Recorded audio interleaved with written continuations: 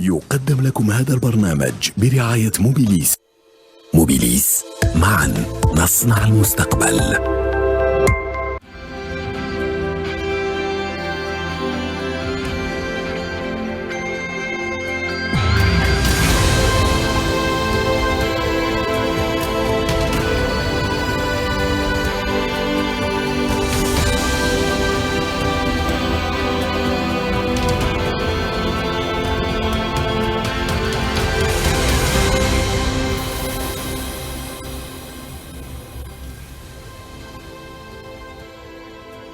Madame, Monsieur, bonsoir, merci de votre fidélité. Eh bien oui, les lampions se sont éteints, ça y est. Après cette 33e édition des Jeux Olympiques de Paris est terminée après 16 jours de compétition. L'Algérie ressort avec 2 médailles d'or et 1 médaille de bronze. C'est le même score réalisé en nombre de médailles qu'à Atlanta en 1996. Aujourd'hui, on va recevoir des invités heureux, bien évidemment, puisque leurs disciplines ont gagné ou bien sont médaillées. Monsieur Youssef Khalifi, bonsoir. Je rappelle, vous êtes président du directoire de la Fédération algérienne de boxe, la boxe avec 1 médaille d'or grâce à Imen Khalif. Merci d'avoir répondu à notre invitation et merci d'être avec nous. Merci à vous. Bonsoir à tout le monde. Amar Boras, l'athlétisme, Sedjati, médaillé de bronze. On savait qu'il allait gagner, mais la couleur de la médaille, il y avait des incertitudes. On reviendra sur sa course, sur sa 3e place. Merci Amar, une nouvelle fois. De rien, merci. Et pour vous accompagner, m'accompagner, Sid Ahmed Khaddis, bonsoir Sid Ahmed. Bonsoir Mohamed, bonsoir à nos invités et à tous nos téléspectateurs pour cette dernière, pour clôturer les JO. Eh bien oui, pour clôturer, ça se termine avec les Jeux Olympiques. Alors moi, avant d'aller dans le détail, les Jeux sont terminés, ça s'est terminé hier. Qu'est-ce que vous retenez de ces Jeux, de cette 33e édition? Enfin, ce qu'on retient, c'est la cabale qui a été menée contre notre boxeuse et la couleur de sa médaille. Elle a montré également qu'elle avait résisté à toute cette pression. Franchement, elle nous a donné des leçons de force de mentalité pour quelqu'un, pour un sportif et pour une femme surtout.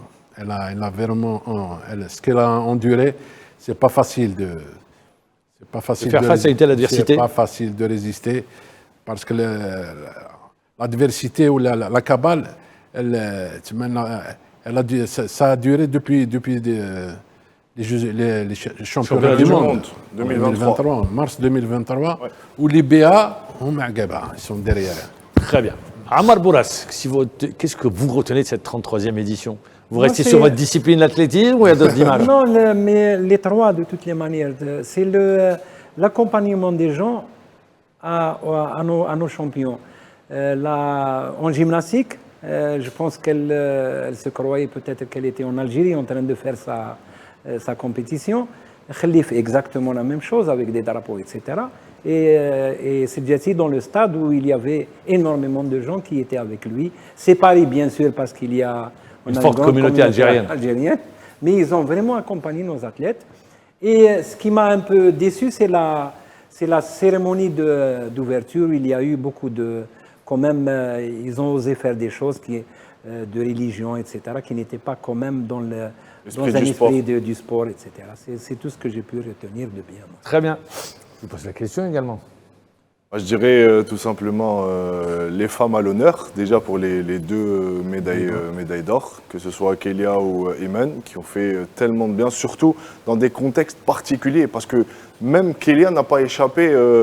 On était à la soupe à la grimace du côté français parce qu'elle aurait pu représenter la France et elle aurait pu décrocher une médaille d'or pour la France. Donc une fierté algérienne encore une fois, que ce soit pour Imen ou pour Kélia, dans des conditions vraiment difficiles. Elles ont montré de la force mentale et comme l'a dit tout à l'heure M. Youssef Khalifi, c'est des leçons de vie au-delà de l'aspect sportif et vraiment avec un peu de regret pour Djamel Sedjati, on aurait voulu que la médaille soit d'une autre couleur. Oui, bien sûr. Il peut y avoir des regrets parce que, rappelez-vous, sur les 2 courses de qualification, il avait terminé premier. On y reviendra avec le spécialiste. Mais au-delà de ça, au-delà de l'aspect purement algérien et de nous aux athlètes, je pense qu'il y a certaines belles choses qu'on pourra retenir, des records qui sont tombés. Très bien. La délégation algérienne est rentrée aujourd'hui en provenance de Paris. À l'accueil, le ministre des Sports. il y avait les 3 médaillés et l'ensemble des athlètes qui sont restés pour la cérémonie de clôture. Également, on l'a vu, il y avait également des supporters qui étaient à l'aéroport. Vous étiez à l'aéroport? Ouais, j'y étais. Il y avait du monde? Il y avait du monde, il y avait beaucoup de journalistes. Oui. Dans le 24 notamment. Ouais. Tout le monde voulait approcher les champions. Ouais, effectivement. Mais tout le monde n'a pas pu le faire. Ah oui, Ouais, vous non, savez, pas pu le faire. ça reste quand il y a du monde. Et on a vu la délégation, les boxeurs, on a vu également les athlètes.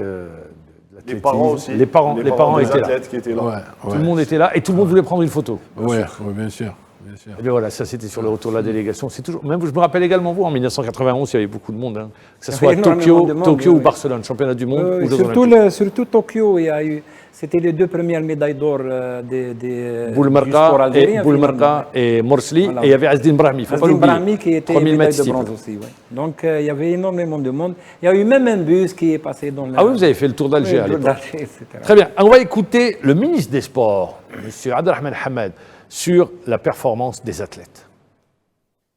السيد رئيس الجمهورية اللي كان متابع كان يتبع كل الرياضيين منذ مدة طويلة والفضل كذلك يرجع لهذا الرياضيين اللي قاموا بمجهود كبير هما المدربين تاعهم وكل الستاف تكنيكي ادمينستراتيف اللي خدم معاهم ولهذا نتمنى ان شاء الله هذه تكون انطلاقة وإعادة النظر في لما هو قادم ان شاء الله خاصة بالنسبة للرياضات الجماعية وبعض الرياضات حتى بعض الرياضات الأخرى الفردية ولهذا اليوم رانا في يوم فرح فأعيد وأجدد شكري وأبارك لكل الرياضيين المتوجين في رياضات أنتم عارفين أن ألعاب أولمبية مستوى عالي وعالي جدا ولهذا ألف مبروك مرة أخرى وإن شاء الله القادم يكون أفضل للرياضة الجزائرية. Il sait de quoi il parle, Abdelrahman Hamad, il a vécu la même chose. Rappelez-vous, c'était en 2000, médaille de bronze au saut en hauteur. Alors, on va rester, avant de vous retrouver, on va revenir sur les performances de nos athlètes, de nos médaillés, avec Sid Ahmed Khabis.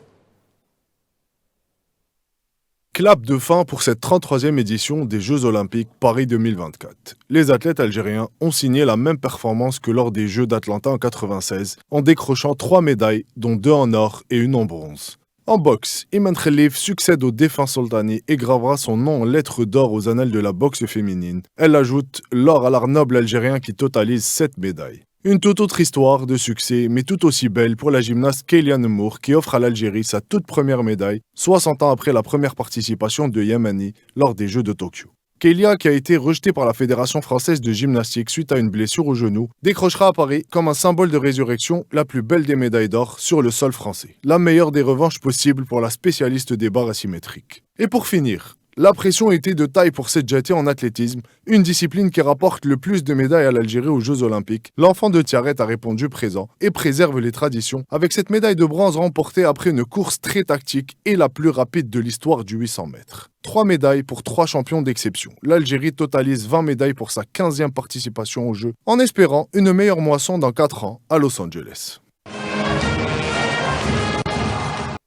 On aura l'occasion de se projeter sur Los Angeles, mais avant, on va revenir sur Iman Khalif. Vous en avez parlé, elle a eu droit à cette cabale qui, au début, on l'a vu sur les premiers matchs, notamment contre l'Italienne, mais je retiendrai surtout contre la Hongroise. Cette explosion, elle a explosé de larmes, elle s'est vidée, comme dirait l'autre, et puis elle a gagné en puissance au fur et à mesure qu'on avançait dans la compétition. Justement, la cabale, comme on l'a dit, elle a commencé bien avant. Pendant les combats, ce qui l'avait touché contre l'Italienne, c'est que l'Italienne, c'était une connaissance, c'était des amis. Elle s'entraînait avec elle, cela fait plusieurs années. C'est pour ça que sa réaction l'avait vraiment touché. Mais le combat, enfin, la phase où personnellement j'avais peur pour elle par rapport à son mental, c'était contre la Hongroise, parce que il y avait tellement de pression, le problème de l'Italienne, son retrait, il y avait des... Vous aviez des personnalités du monde entier qui ont pris la parole, qui l'ont jugé, qui l'ont condamné.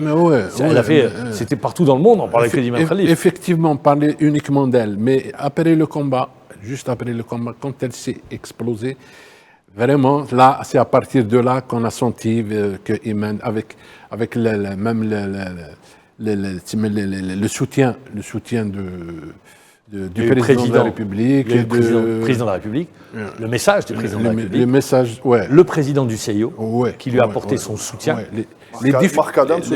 Les différents Secrétaire soutiens, général. le secrétaire général justement, les différents soutiens, ça l'a vraiment mis dans la sérénité. En bas, c'est à partir de là, moi personnellement, que j'étais vraiment sûr qu'elle allait avoir la médaille d'or.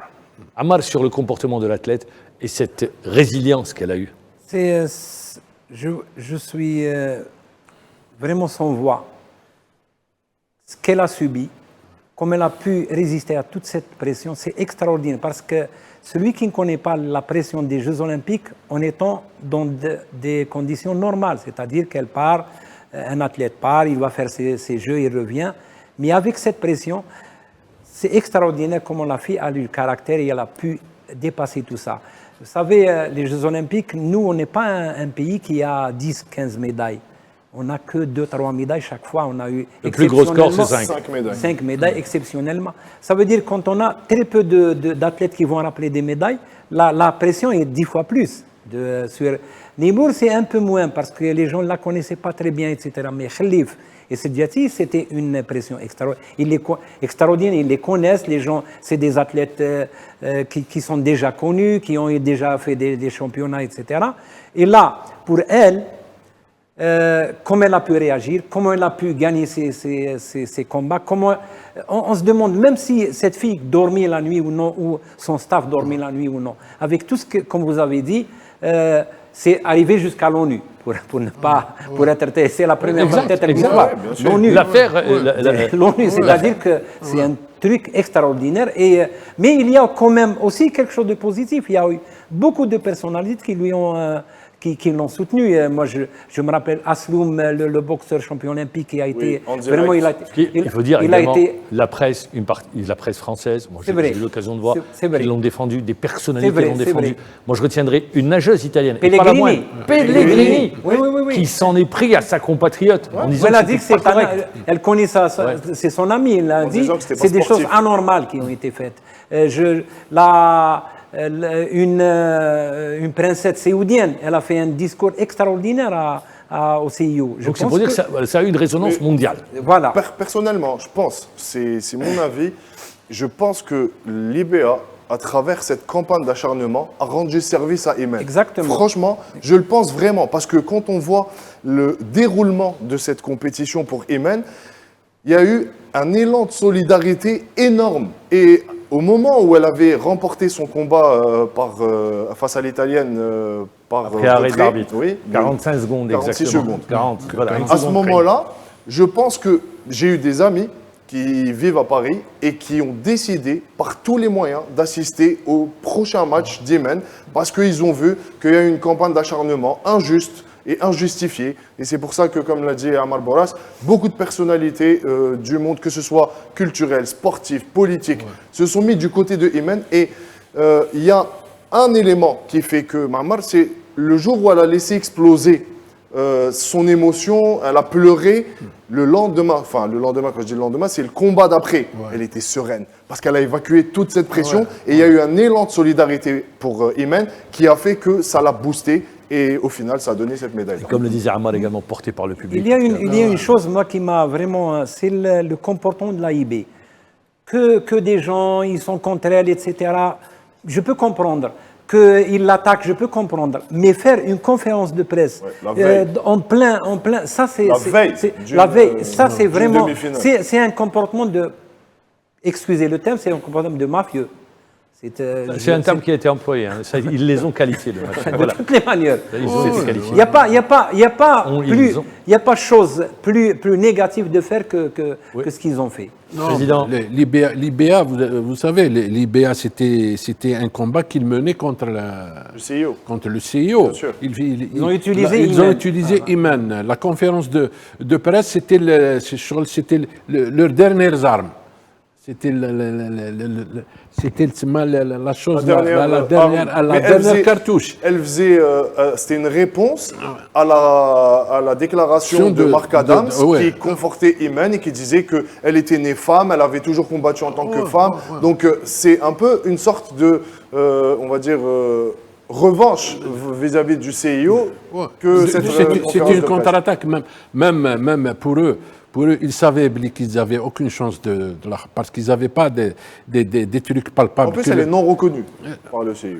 Ouais, maintenant, enfin, cela fait 6 mois. Ouais, voilà. Elle n'est plus reconnue, mais la conférence de presse, elle a sonné le glas de la disparition.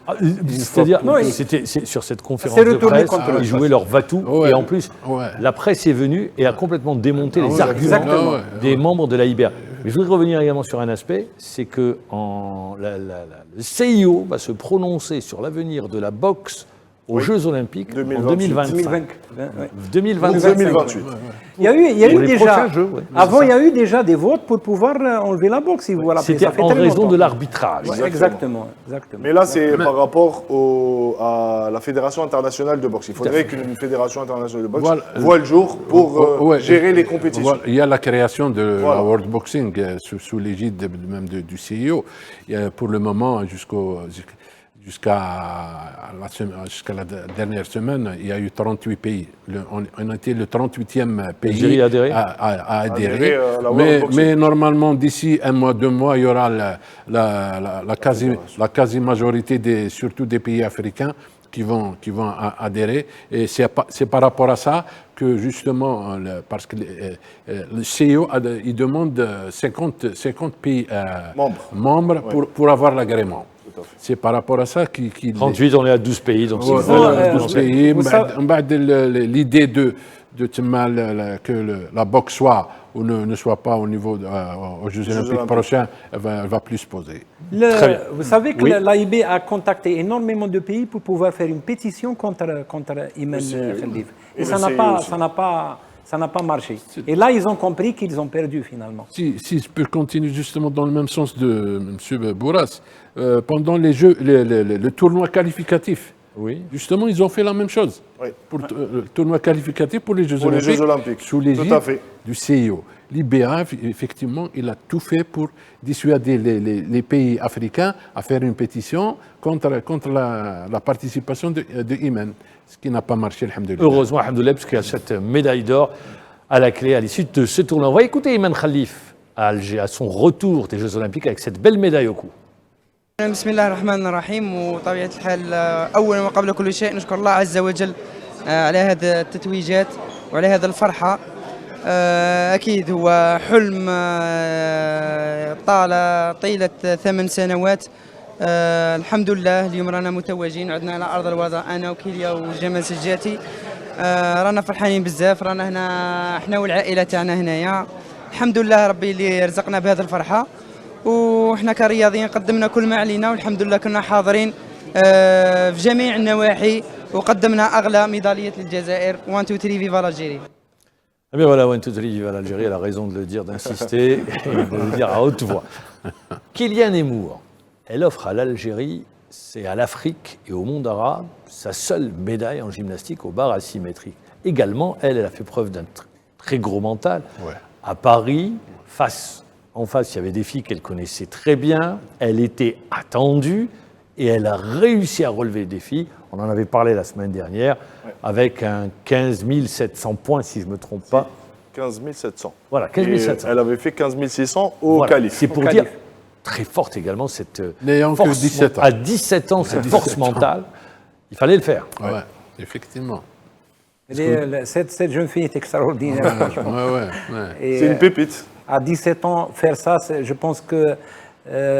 En plus, elle vit en France. grandi Son en club France, est elle vit en France. Et avec la pression qu'il y a, etc., je pense qu'elle a eu énormément de pression pour ne pas participer déjà avec l'Algérie. Peut-être qu'il y a des gens qui veulent qu'elle ne réussisse pas, mais elle a tenu, elle a été plus performante qu'avant. Ça veut dire que le mental elle a un mental de fer. Et elle est aussi sûre de sa technique. Ouais. Parce qu'elle fait sur les barres asymétriques est extraordinaire. Extraordinaire. Vraiment extraordinaire. Et en plus de ça, je pense que, comme l'a dit M.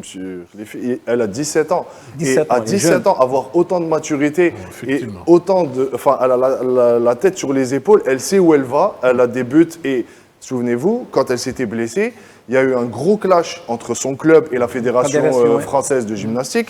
Les médecins lui avaient interdit de concourir, Mouammar.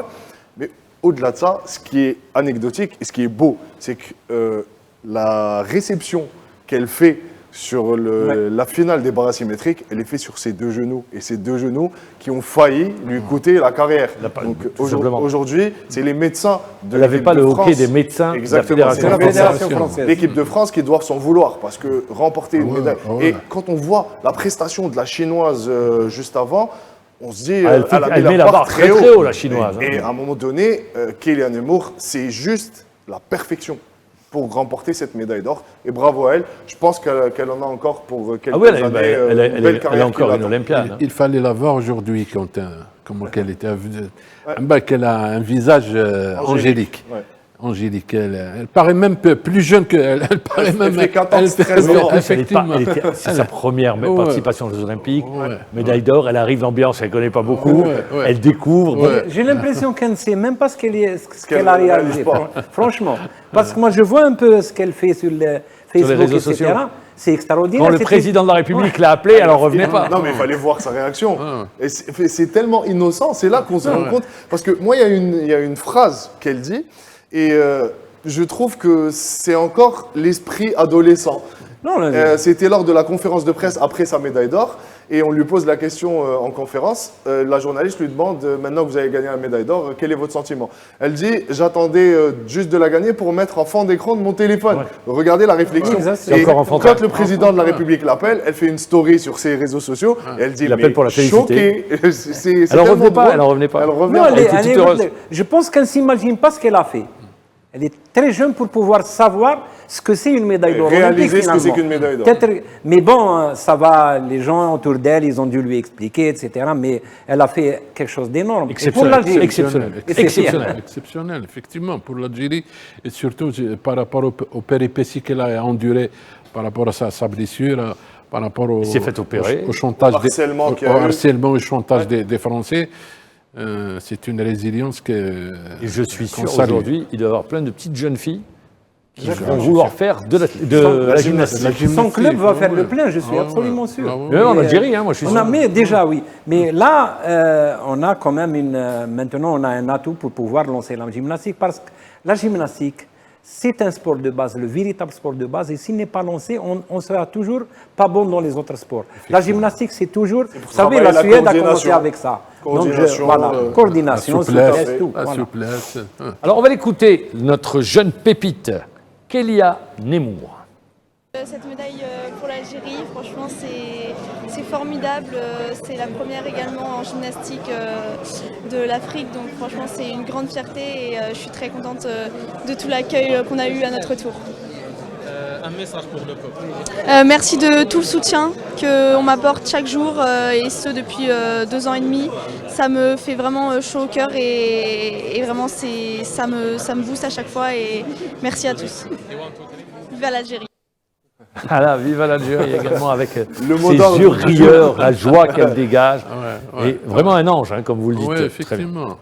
Alors, on va se tourner vers Sedjati, on va Ça, parler c'était pour les médailles d'or. Ouais, les médailles d'or. Là, La on médaille change de bronze, couleur. il aurait pu, sur les on le disait, rappelez-vous à la première émission, le 800 mètres n'est pas encore gagné, même s'il réalise un tel chrono. Il y a les 3 courses à gérer, et la 3e course est la plus compliquée parce qu'on retrouve les meilleurs. Sur l'analyse de la course, qu'est-ce que vous dites, Ammar? Vous savez, quand on affronte les Jeux Olympiques, on a dans l'entraînement technique, hein, on doit faire l'essai du modèle. Donc tu as le meeting, c'est un meeting, les Jeux Olympiques, c'est 3 courses, donc tu dois gérer et tactiquement et émotionnellement et physiquement cette course. Et je pense que Sedjati, jusqu'à la demi-finale, j'étais assez confiant, mais je savais exactement comment va faire le Kenya. Tout le monde le savait, les spécialistes le savaient. Quand j'ai vu la course, à mi-course, il passe en 50. Sedjati est déjà passé en 48 avant. Enfin, la course de 1,41 avant, ils sont cassés en 48. C'est-à-dire à 1 seconde Sur les et demie 400 premiers sur mètres. le 400 premiers mètres. Et quand je l'ai vu, à 300 mètres, à 1 mètre, j'ai compris que là-bas, qu'il a perdu la médaille d'or. Il attaquait trop tard? Attaqué trop tard. Je pense que En 50, c'est jouable. Donc, le reste rythme une n'était marge. pas encore. Voilà, mais je pense qu'il a eu une accélération entre le 400 et le 300, le dernier 300, très forte. Il a été surpris, je pense, parce qu'il n'a pas suivi. Il a suivi après. Quand tu rates, on ne peut pas rattraper Il s'est des dit gens au qui sont à son virage, niveau. au virage et dans la dernière En- ligne droite. Et en plus, il a fait un virage. Oui. Ouais. Il a dû Il est- sortir pour. Exactement. fait l'extérieur. Ouais, L'extérieur. Il a dû sortir. Et à ce niveau-là, avec des gars de 1,41, c'est compliqué de gagner de loin comme ça. Il était sûr aussi, je pense, il était très sûr de sa pointe de vitesse à la fin. De Maintenant, son finish, mais le finish, il avait trop de retard. exactement. Et là, si on va calculer les derniers, du 300, de 350 mètres, quand il est à 250 avant l'arrivée, je pense que des 250 à l'arrivée, je pense qu'il a fait la course la plus rapide peut-être. Ouais. Mais c'était trop tard déjà. C'était trop tard. Après, de il la est même rentré à manière- 2 mètres et demi à peu près à la ligne droite, c'était déjà trop tard. Et les types étaient forts aussi. Le jeune a fait 1,49, 19. Kenyan Une a 41, 19. Il a pris Ouais. la tête de la course Justement, du dès le début départ. jusqu'à la fin. C'est pour ça Le Kenyan Mahamad a 19 ans. Ouais. C'est un gars qui n'a pas de pression. Il est trop jeune pour avoir la pression de... Le Kenya a beaucoup de champions. Ils ont déjà gagné une médaille d'or, etc. Donc le Kenya, ce n'est pas la pression qu'a Sedjati où toute l'Algérie attendait la médaille d'or de Sedjati. La médaille d'or doit se gagner après la course, pas avant. De toutes Après, les manières. de l'avis de certains spécialistes, vous en êtes un aussi, de ce qu'on a pu entendre, la course s'est jouée au départ. Est-ce que vous êtes d'accord? Parce qu'on l'a vu, comme vous l'avez dit, à 350 mètres de l'arrivée, sur le deuxième lap, il part de très loin, il est à la dernière position. Et comme vous le dites, quand c'est des chronos aussi serrés à 1,41, il est difficile de revenir. Et pour beaucoup de spécialistes, il est chanceux d'avoir décroché cette Non, mais médaille moi, de bronze. Il aurait pu terminer À quatrième. certains moments, j'ai eu peur qu'il n'ait pas une médaille. Voilà. Franchement, j'étais sur. Donc vous êtes on du même discutait avis. avec les. Je me suis dit, il est trop loin quand même. Il est vraiment trop loin. À 150 mètres, il était vraiment loin. Et quand j'ai vu les temps de passage, j'ai compris que la course était très rapide et ça allait. Vous restez avec nous, bien évidemment, pour la deuxième partie de l'émission. Est-ce qu'il y aurait pu avoir à la clé, est-ce que le record du monde du 800 aujourd'hui pourrait être battu dans les tout prochains jours? Amar Bourras est en train de répondre à cette question. On parlera également des déceptions des Jeux Olympiques, des moments forts et puis d'un athlète d'exception. Tout cela après la pub.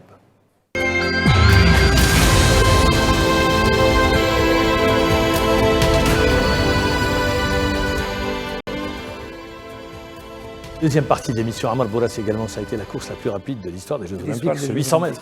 Sur 800 mètres, c'est la plus rapide. 4 athlètes à 1,41. Non, le dernier était en 1,43. Ça veut dire que. 1,43, ouais, le dernier le dernier à Le 1,40. huitième à C'est la 1,43. première fois de l'histoire, je pense, que les 3 premiers sont à 1,41.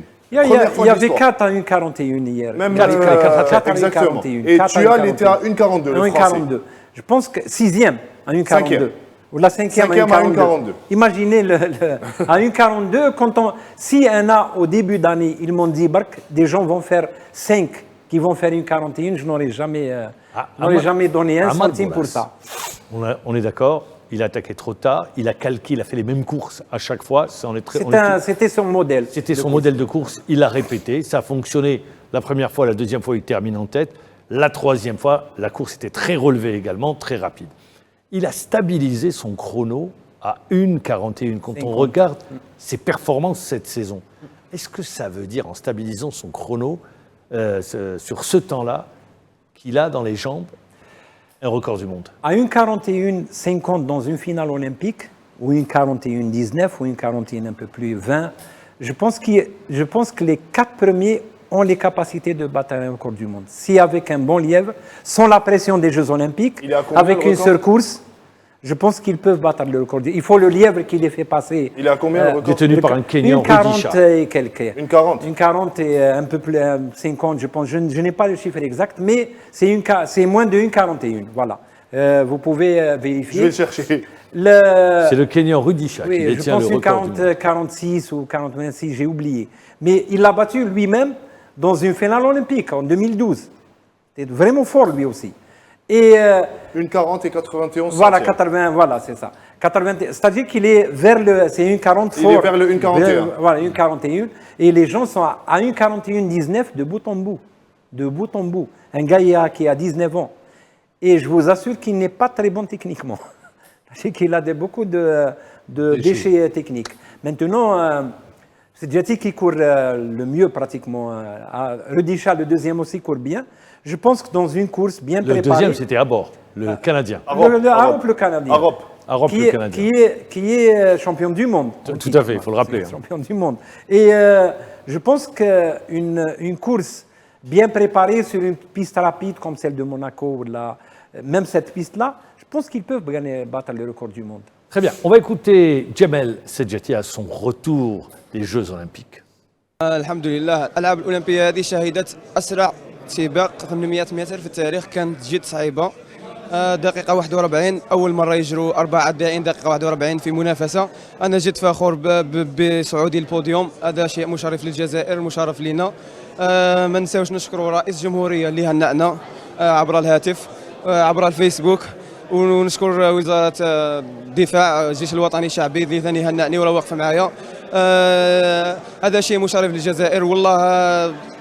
حطينا كاع درنا كاع اللي علينا بنفرحوا الشعب الجزائري، الحمد لله فرحناه. ونشكر كاع الشعب اللي وقف معنا، رسلنا لي ميساج وجاو الرياضيين اللي ما داوش لي ميداي. ان شاء الله مازال الخير قدام، وراء العسر يسر الخدمه. ان شاء الله نزيدوا نبذلوا على الجزائر، الرياضه الجزائريه في تطور. ان شاء الله من 2028 تكون الجزائر حازت الكثير من الميداليات. وشكرا، تحيه.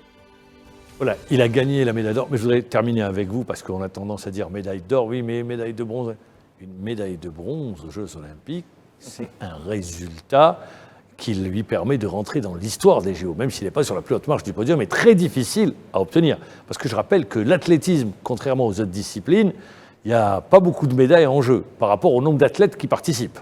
Oui, mais on a 1800 athlètes. Il faut lui donner également sa juste place. Oui, il y a 1800 athlètes qui participent, il n'y a que 48 médailles d'or. De toute façon, c'est très dur d'avoir des médailles. Et puis, l'athlétisme, c'est la discipline où il y a le plus de gens qui investissent sur l'athlétisme. Parce qu'on a les lancers, les sauts, les courses. En athlétisme, qu'on soit gros, qu'on soit petit, qu'on soit maigre, qu'on soit grand, il y a toujours quelque part où on peut mettre. Et puis, les pays ont compris que... on peut investir sur l'athlétisme. Regardez, les meilleurs Santa Lucia. Première médaille. La Jamaïque, par exemple, ils investissent sur l'athlétisme. Il y a beaucoup de pays qui investissent sur l'athlétisme parce qu'il y a 48 médailles, enfin médailles d'or, plus bronze, etc. 48 médailles d'or, et beaucoup de pays se sont spécialisés. Certains, comme le Kenya, toutes ces médailles, pratiquement, c'est l'athlétisme. Peut-être qu'ils ont une médaille ou deux en boxe, mais toutes les médailles d'Éthiopie, etc., c'est la même chose. Ils ont le Botswana qui a investi sur le sprint avec une médaille d'or sur le 200 médaille d'or mètres. Et le jeune, il est vraiment très fort. Il est sur 100, champion sur du 200, monde sur junior. 400. Ouais. Il est très très fort. Et on a des pays qui n'ont jamais eu de médaille. Il y a un jour, en 2003, un champion du monde dans une île. Les gens, au Stade de France en 2003, ne savaient même pas d'où il était. Championnat du monde. Ils ont commencé à voir où est-ce qu'il était, etc. Donc, en athlétisme, c'est beaucoup plus dur parce qu'il y a beaucoup plus de pays qui rentrent dans les médailles. Dans les années, par exemple, 1976, 80, etc., il y a très peu de pays qui rentraient dans les médailles parce qu'il y avait les pays de l'Est qui gagnaient pratiquement tout. Les États-Unis, la Chine n'existait pratiquement pas. La Chine n'existait pas à l'époque en termes de médailles. Les médailles n'existaient pas. Maintenant, on a peut-être une cinquantaine de pays qui rentrent dans les médailles en athlétisme. Et c'est de plus en plus dur. Oui, mais si vous permettez, M. Bourras, les petits pays, ces petits pays, en général, leurs athlètes... Aux États-Unis. Ils vivent aux États-Unis. Exactement. Dans les universités. Ils vivent même aux États-Unis. Exactement. Mais le contraire existe. La Jamaïque, par exemple, je prends cet exemple, avant Usain Bolt, tous s'entraînaient aux États-Unis. Oui. Depuis Usain Bolt, il a été décidé de s'appuyer sur des entraîneurs jamaïcains et de travailler en Jamaïque. Exactement. Donc c'est pour vous dire. Et le sprint, à un moment donné, ils en ont fait leur propriété, les Jamaïcains. La donne a changé sur ces Jeux La olympiques. préparation, ils la font du côté de l'Amérique latine, là où il y a de l'altitude, en Bolivie, ils vont dans des pays comme ça. C'est pour dire. Alors, on avance dans le temps. Il n'y a pas, et ça, c'est là où on a eu des médailles, et bravo à nos champions qui égalent le résultat d'Atlanta. En revanche, il y a des déceptions. Alors, je vous pose la question concernant notre participation. Est-ce qu'il y a une discipline où vous dites, bon, on aurait pu gagner, mais une nouvelle fois, on n'y est pas? Vous vous attendiez à un résultat? Un peu. Je vais parler de la boxe, par exemple. On s'attendait à mieux. Notamment Roumaïssa Boualem. On s'attendait à mieux. Roumaïssa, elle n'a pas été épargnée par l'arbitrage. Premier tour, elle est sortie. L'arbitrage et l'adversaire. Et Tbaka, c'est la même chose. N'a pas été épargné par l'adversité. Il est tombé sur un os cubain. Médaillé d'or, le Cubain. Il y a surtout le Cadi. Cadi, il aurait pu passer si ce n'est l'arbitrage. Il est tombé sur un Français qui n'est pas un foudre de guerre, vraiment. Et je pense sur ce combat, je ne partage pas totalement votre avis. Sur le deuxième round, troisième round, Cadi n'a pas osé. Il aurait pu gagner haut la main. Il aurait pu ne pas donner l'occasion aux arbitres. Il aurait pu. Il avait dominé le premier round. Et il aurait pu. Mais Cadi, vu la qualité des adversaires, il aurait pu passer au moins en demi-finale. Ça, c'est pour la boxe. C'est pour les autres disciplines. Moi, la lutte, vous attendez pas? La lutte. Je m'attendais à la lutte. La lutte. Dommage pour le Azara, justement. Dommage pour Bidani. Non, Bidani, je m'y attendais. Je m'y attendais parce que je suis en contact avec son ex-entraîneur. Bidani, c'est l'haltérophile. Mezouar, c'est l'haltérophile. Je savais bien qu'il est. Dommage pour qui? Pour le judoka. Oui. Le judoka. Driss, qui était une véritable chance de médaille. Dommage, le tirage au sort ne l'a pas épargné. En surpoids surtout. Dommage. Bien sûr, mais le tirage au sort ne l'a pas épargné. Il était en surpoids, donc c'est ce qu'on retiendra. Il y a Tanet, l'autre, le Gouaned. Moi, je pensais que Gouaned allait avoir quelque chose. Gouaned n'est pas encore dans la médaille de toutes les manières. L'image n'est pas encore dans la médaille. Je pense que c'est un futur pour 2028. Je pense qu'il sera probablement dans la médaille. Mais probablement. Une satisfaction, c'est au kayak cross. Exactement. Avec Carole Bouzidi. Ouais. Mais dommage, elle Première est passée participation. tout proche. C'est joué à rien du tout. Et deux puis, points, je pense. On retiendra également que Boudina et Ben Chadli, la fille, à l'aviron, ont réussi de bien meilleures performances que par le passé pour une participation aux Jeux Olympiques. Effectivement. Pour la voile, c'était un tour et puis s'en va. Pour le tir, un tour et puis s'en va. Il y a une autre déception, Mammar, c'est la natation. Non, la natation, c'est les invités. Oui, voilà. La natation, non. Parce que, comme l'a si bien dit Mammar, ils n'ont même pas fait les minima. C'est-à-dire que. C'était des invités. De ce que nous a habitué l'Algérie en natation, il y a. Depuis Ilès, il n'y a plus personne. Depuis Ilès, ça fait 2 finales des Jeux Olympiques. Depuis Ilès, il n'y a plus personne en natation. La seule chose, si on veut se gargariser, mais il n'y a pas de quoi, c'est qu'il a réussi. C'est la première fois qu'un invité passe un tour. Au deuxième tour.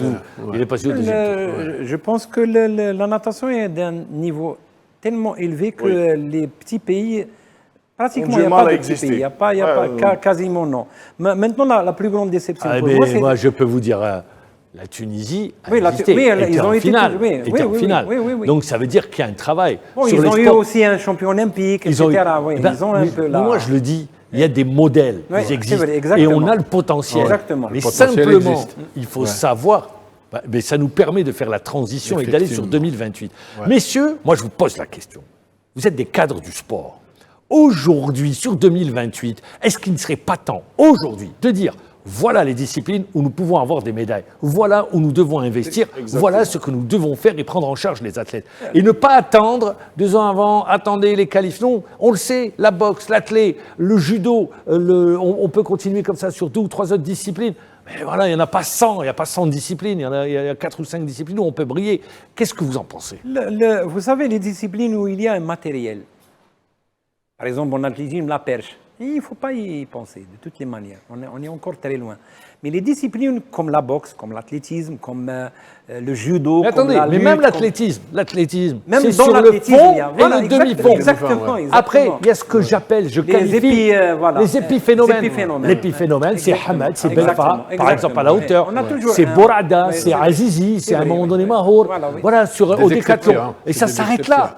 Mais il n'y a pas de tradition. S'il y a, par exemple, il y a un athlète qui vient de la longueur, on le prend en charge, on Voilà. l'accompagne, etc.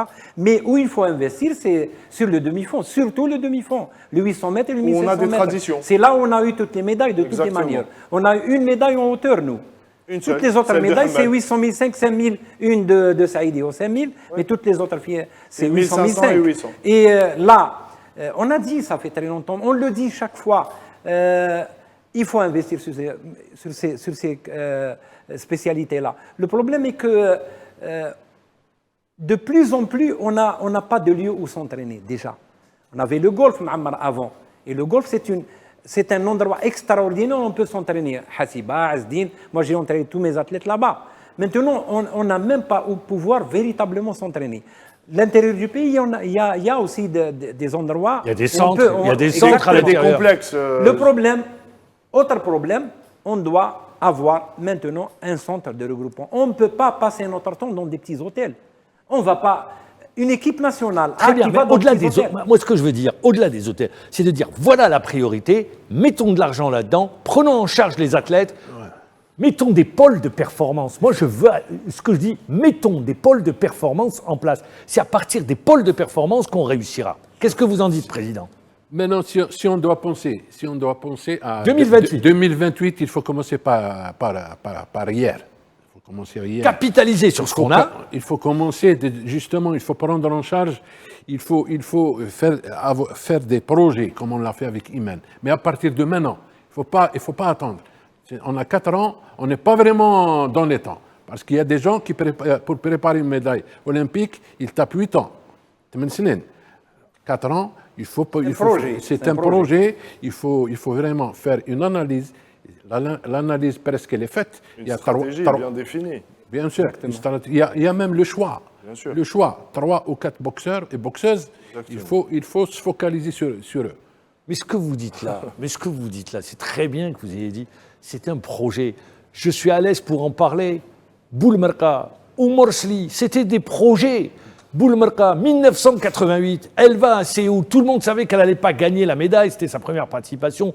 Mais après, il y a eu une prise en charge de l'État qui a fait que Boulmerka, ou Nourdine également, qui à l'époque était sociétaire de la Sûreté nationale, mais il a été pris en charge. Et après, le résultat, on le connaît. Azdin Brahmi, je peux les citer. Donc, du moment où vous avez le projet, vous avez le potentiel, vous avez l'athlète, il faut savoir l'entourer, lui donner les moyens et lui permettre son épanouissement. C'est ce que j'appelle le pôle excellence. Pôle de performance. Ammar, vous savez Mais que... il y a un exemple, Ammar. Moi, je voudrais juste oui. m'appuyer sur un petit exemple. C'est qu'il y a des nations, je vais parler de la Chine, parce que vraiment, c'est exceptionnel. Ils remportent une médaille d'or en aviron. En 2008, à Pékin, les Chinois n'avaient aucun athlète en aviron.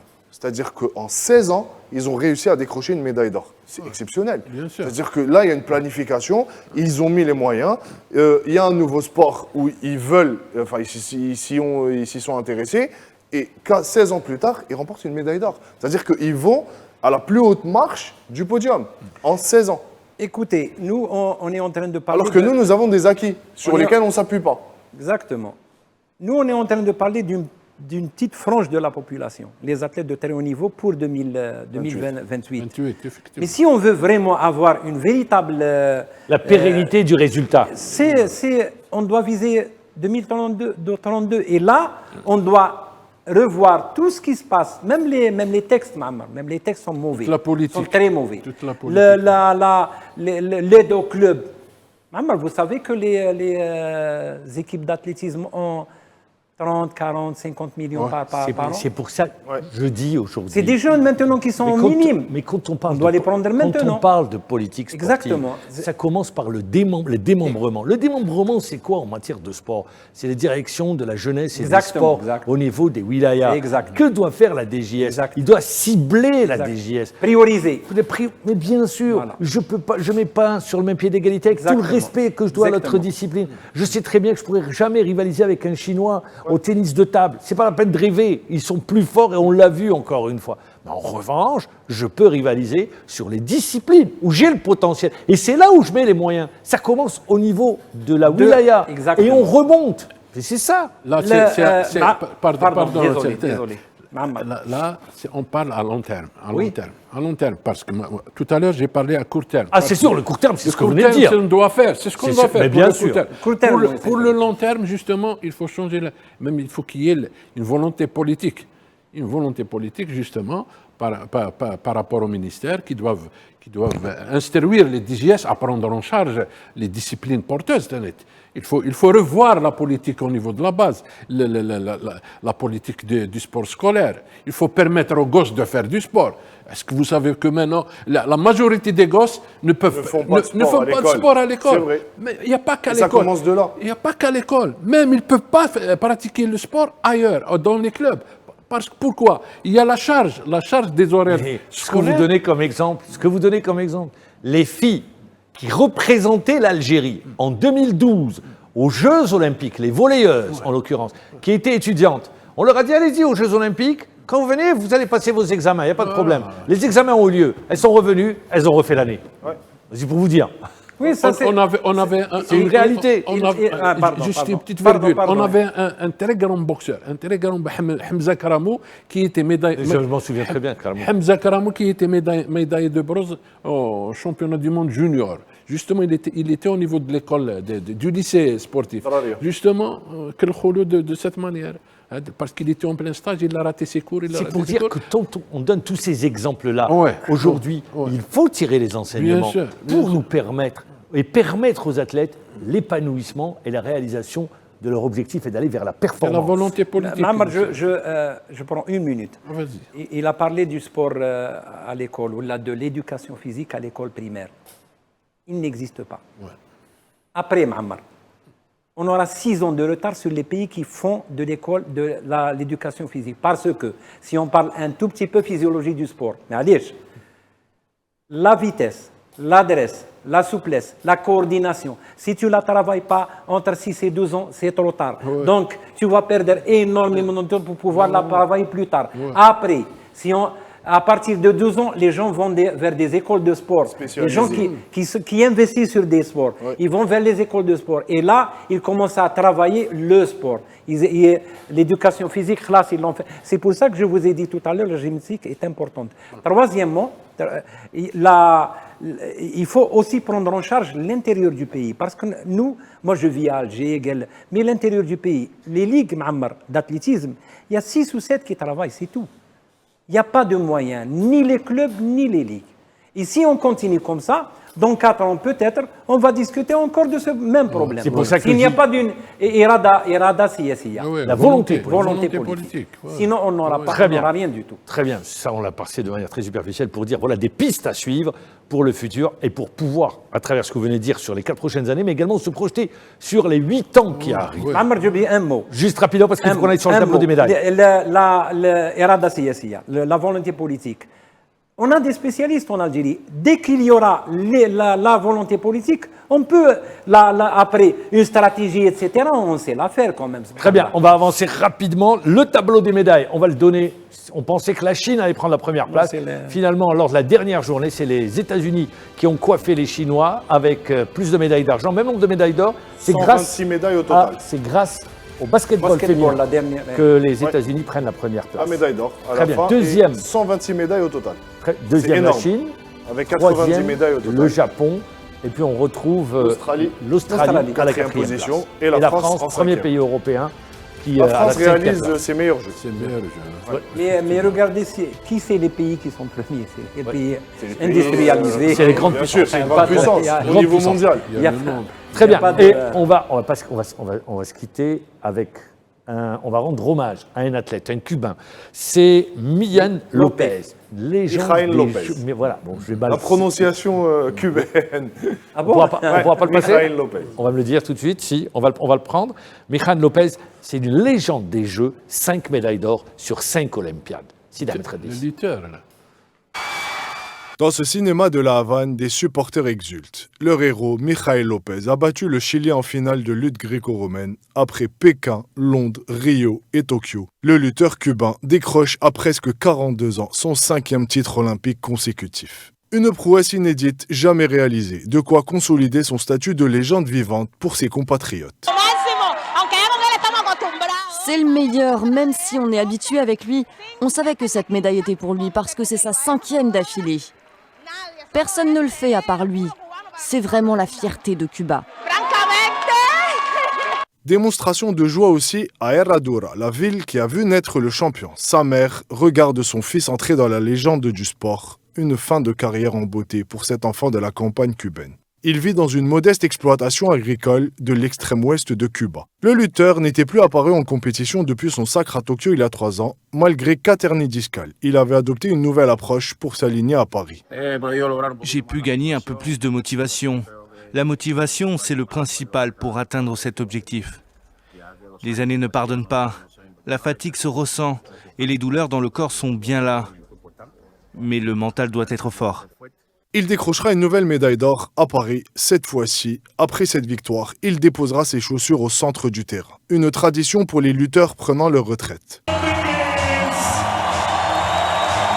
Désireux de laisser sa place aux jeunes après une carrière de 20 ans au sommet, il pourrait bien former la nouvelle génération de la lutte cubaine. Il aura atteint les sommets et il y sera resté pour devenir le seul sportif en individuel à décrocher le Graal ultime pour la 5e fois consécutive. Une performance qui sera difficile à égaler. Michael Lopez restera à jamais dans les annales des Jeux Olympiques. Voilà. Avec cette belle hommage rendu à cet athlète de légende. En 10 secondes. Gracias, mi hermano. Voilà, grâce à ça, vous avez vécu à Cuba, vous êtes entraîné à Cuba. Merci. Une nouvelle fois, Amar Bourras. Merci, monsieur Krifi, président du directoire de la Fédération algérienne de boxe. Sidi Ahmed, merci une nouvelle fois. Je remercie toute l'équipe technique et toutes les équipes qui nous ont accompagnés durant toute cette saison. C'est la dernière émission de la saison. Moi, je vous dis au revoir, bonnes vacances et on se retrouve, Inch'Allah, au mois de septembre prochain. Merci.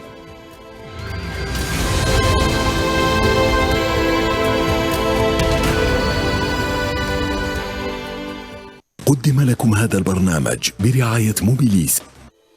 موبيليس، معا نصنع المستقبل.